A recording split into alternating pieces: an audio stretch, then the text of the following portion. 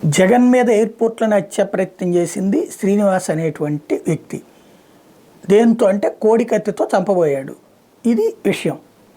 దాన్ని జగన్ మీద హత్యా ప్రయత్నం రాయకుండా కోడికత్తి కేసు అంటూ వెటకారంగా రాస్తుంటే ఇప్పుడు లోకేష్ విషయంలో రెడ్ డైరీ కేసు అని రాయడం ప్రారంభించింది సాక్షి. ఇందులో విషయం ఏంటి? లోకేష్ అధికారులు బెదిరిస్తున్నారు, రెడ్ డైరీలో మీ పేర్లు రాశాను అని చెప్పి అన్నటువంటిది.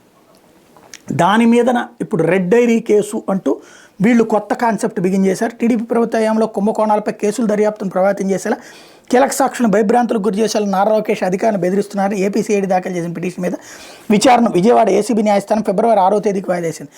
టీడీపీ ప్రభుత్వ హయాంలో పలు కుంభకోణాల కేసులు విచారణ సందర్భంలో లోకేష్కి ఇచ్చిన 41A నోటీసులకు విరుద్ధంగా ఆయన వ్యవహరిస్తున్నారని సిఐడి అధికారులు న్యాయస్థానంలో పిటిషన్ దాఖలు చేసిన విషయం తెలిసిందే. గతంలో 41A నోటీస్ కింద సిఐడి విచారణకు హాజరైన సందర్భంగా విధించిన ఆంక్షలను ఉద్దేశపూర్వకంగా ఉల్లంఘించడం, ఈ కేసులో కీలక సాక్షులుగా ఉన్న అధికారులు న్యాయస్థానంలో వాంగ్మూలాలు ఇచ్చిన అధికారులను పేర్లను రెడ్ బుక్లో రాశానని వారి సంగతి తేలుస్తాను లోకేష్ పలు మీడియా సంస్థలకు ఇచ్చిన ఇంటర్వ్యూలో బెదిరించిన విషయాన్ని ఆధారాలతో సహా సిఐడిని వేధించింది. రెడ్ బుక్ పేరుతో కీలక సాక్షులను బెదిరిస్తున్న లోకేష్ని అరెస్ట్ చేసేందుకు అనుమతించాలని కోరింది.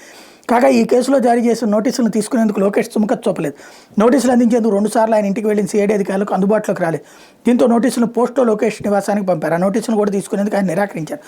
ఆ తర్వాత నోటీసులను లోకేష్ మొబైల్ నెంబర్కు వాట్సాప్ ద్వారా పంపినా స్పందించలేదు. ఈ విషయాన్ని కూడా సిఐడి అధికారులు న్యాయస్థానం దృష్టికి తీసుకెళ్లారు. దీంతో న్యాయస్థానం ద్వారా నోటీసులు జారీ చేయాలని కోర్టు రిజిస్ట్రార్ న్యాయమూర్తి ఆదేశించారు. లోకేష్ కానీ ఆయన తరపు న్యాయవాదులు కానీ విచారణకు హాజరు కావాలని నోటీసులో పేర్కొన్నారు. ఈ పిటిషన్పై కౌంటర్ దాఖలు చేసిన గడువు కావాలని గతంలో లోకేష్ తరపు న్యాయవాదులు కోవడంతో న్యాయస్థానం విచారణ మంగళవారానికి వాయిదా వేసింది. కాగా మంగళవారం విచారణకు హాజరైన లోకేష్ తరపు న్యాయవాది తమ కౌంటర్ దాఖలు చేసిన మరో వారం రోజులు గడువు కోరడం గమనార్హం. దీంతో న్యాయస్థానం విచారణ ఫిబ్రవరి 6వ తేదీకి వాయిదా వేసింది.